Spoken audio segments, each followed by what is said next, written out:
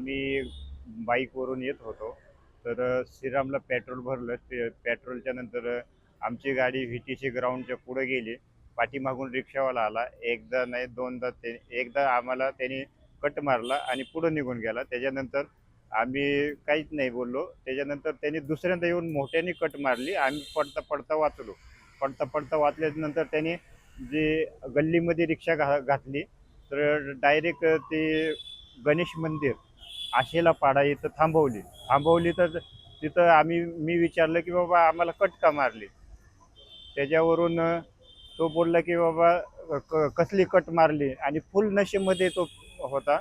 आणि त्याच्यानंतर तिथले जे आजूबाजूला 7-8 मुलं होते, त्यांनी आम्हाला डायरेक्ट माझ्या बायकोला, पुष्पा, सोनू, माझा मुलगा अपंग आहे, अजून दुसरा मुलगा अविनाश, यांना मारहाण केली.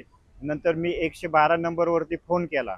तर सर्व झाल्याच्या नंतर पोलिसांची गाडी तिथं आली. बाईकवरती 2 पोलीस आले.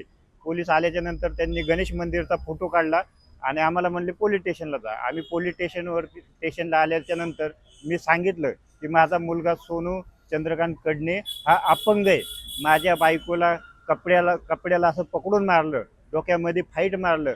जो मुलगा अपंग आहे त्याला हंड्याने कळशीने मारहाण केली आणि डोक्यामध्ये पण फाईटी मारल्या. मी त्यांच्या पाया पडलो की बाबा माझा मुलगा अपंग आहे, माझी बायको आहे. त्यांनी माझं एक काही ऐकलं नाही. वरतून मला शिव्या दिल्याच्या नंतर आम्ही इथं एवढं पोलिसांना सांगितलं. पोलिसांनी आम्हाला विचारलं काय झालं. आम्ही झालेला पूर्ण प्रकार पोलीस स्टेशनला सांगितला. त्यांनी एक हातामध्ये कागद दिला आणि म्हणले जावा घरी.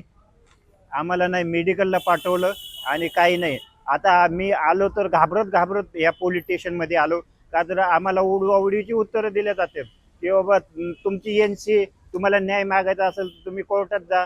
आम्ही 4 दिवस झालं की आम्ही न्याय मागायसाठी येतोय. आम्हाला बोलले की बाबा पहिले ठोंबरे मॅडमकडे तपास आहे, तुम्ही त्यांच्याकडे जावा.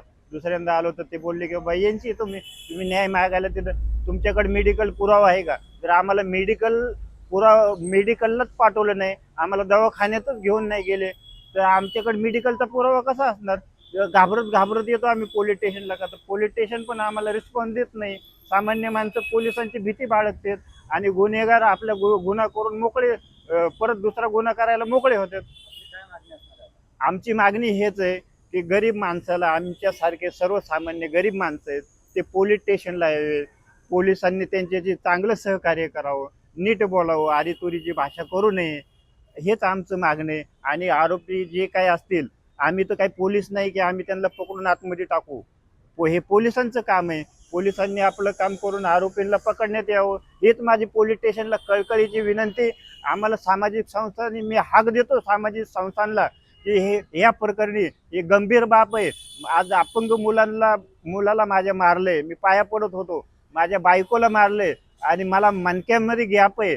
तरी मी हे सर्व स्टोरी मी पोलीस स्टेशनला सांगितली. तिथं गयावया करत होतो. 112 नंबरला फोन केला तरी माझं काही ऐकलं गेलं नाही.